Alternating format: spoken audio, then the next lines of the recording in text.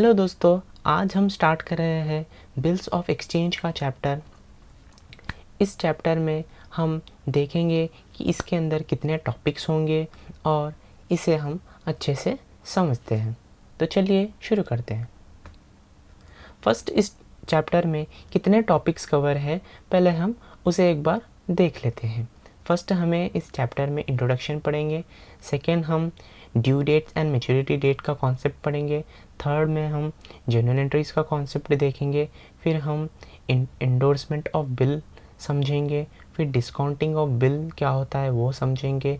Renewal of bill क्या होता है, इंसॉल्वेंसी, रिबेट ऑन बिल, और लास्ट में हमारा आता है accommodation of bill.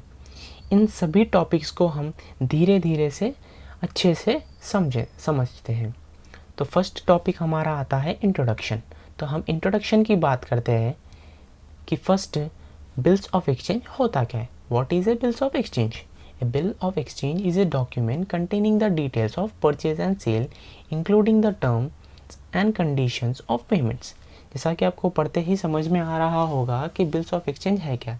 Bills of exchange generally एक डॉक्यूमेंट है जिसमें परचेज और सेल्स के डिटेल्स रहते हैं और पेमेंट्स कैसे करने के कंडीशंस के डिटेल्स होते हैं। तो इसे हम और अच्छे से एक एग्जाम्पल के तौर पे समझते हैं। जैसा कि मिस्टर ए है और XYZ लिमिटेड कंपनी है।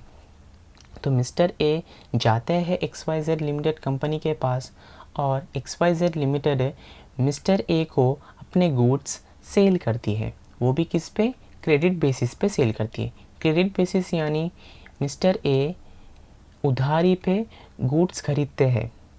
समझ में आया? क्रेडिट सेल्स का मतलब तो आप सभी को मालूम ही होगा। तो XYZ लिमिटेड कंपनी जो है मिस्टर ए को क्रेडिट सेल करती है। तब XYZ लिमिटेड कंपनी जो है बिल ड्रॉ करती है किसके अगेंस्ट? मिस्टर ए के ऊपर। मिस्टर ए के ऊपर XYZ लिमिटेड कंपनी जो है मिस्टर ए के ऊपर बिल ड्रॉ करती है और मिस्टर ए को वही बिल सेंड कर देती है। अब इस केस में मिस्टर ए क्या करता है?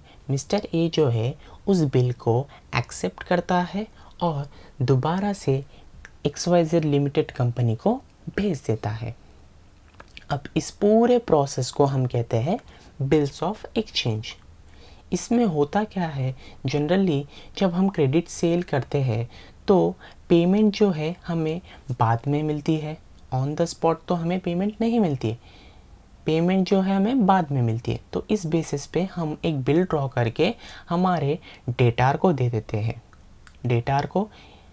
हैं और जो हमारा डेटार है उस बिल को एक्सेप्ट करता है और वो हमें वापस से एक्सेप्ट करके सेंड कर देता है।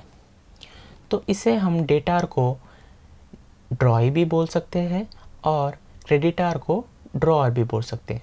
तो चलिए देखते हैं कि ड्रॉई है क्या। Drawer is the person who draws the bill. Drawer वो पर्सन है जो बिल ड्रॉन करता है। जैसे कि हमने इस केस में देखा है कि XYZ लिमिटेड कंपनी जो है मिस्टर ए के ऊपर बिल ड्रॉ करी, तो ड्रॉअर इस केस में जो है XYZ लिमिटेड ड्रॉअर है। Okay, ड्रॉई is the person who accepts the bill.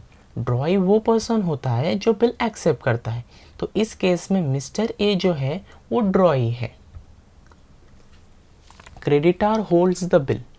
जो XYZ लिमिटेड कंपनी है वो जो है क्रेडिटार है, यानी कि वो बिल्स रिसीवेबल होल्ड करेगी, यानी कि वो उन्हें ही तो बिल्स रिसीव हो गए।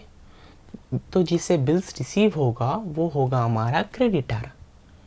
और जो बिल होल्ड पेएबल करेगा, यानी कि बिल्स पेएबल जो करेगा उसे कहते हैं हम डेटार। यानी कि बिल्स तो पे करना होगा ना, किसको? क्रेडिटार को। तो डेटार होल्ड्स बिल्स पेएबल। तो ये रहा हमारा ड्रॉई और बिल्स रिसीवेबल बिल्स पेएबल का कॉन्सेप्ट।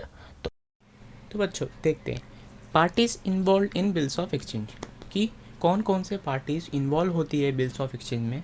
तो इसके बारे में देखते हैं। तो फर्स्ट हमारा आता है ड्रॉअर। यानी पर्सन हु ड्रॉस बिल, जो पर्सन बिल ड्रॉ करता है या फिर जो पर्सन बिल बनाता है हम उसे ड्रॉअर कहते हैं। जैसा कि इस एग्जाम्पल में हमारा ड्रॉअर जो है वो है XYZ लिमिटेड। तो चलिए देखते हैं ड्रॉई। ड्रॉई a person who accepts bill, जो पर्सन बिल को एक्सेप्ट करता है, यानी कि बिल को एक्सेप्ट करना मतलब बिल जो ड्रॉ हुआ है उस बिल को साइन करता है, तो उसे हम कहते हैं ड्रॉई। जैसा कि इस एग्जाम्पल में हमारा ड्रॉई जो है मिस्टर ए है। समझ में? अब बात करते हैं पेई की। पेई a person who receives payment, जो व्यक्ति को एक्चुअल में पेमेंट रिसीव होता है वो पर्सन हम मानते हैं पेई। जैसा कि देखो नोट पॉइंट भी दिया गया है यहाँ पे, पे will be the drawer if the bill is not endorse. पे अगर बिल एंडोर्स नहीं हुआ, यानी एंडोर्स का मतलब ट्रांसफ़र, इसके बारे में और भी हम डिटेल में अगली क्लासेस में पढ़ेंगे। अब तक के लिए तो आप ये समझिए कि एंडोर्स्ड मतलब ट्रांसफ़र। अगर बिल ट्रांसफ़र नहीं हुआ तो ड्रॉअर ही हमारा पे होगा। समझ में आया?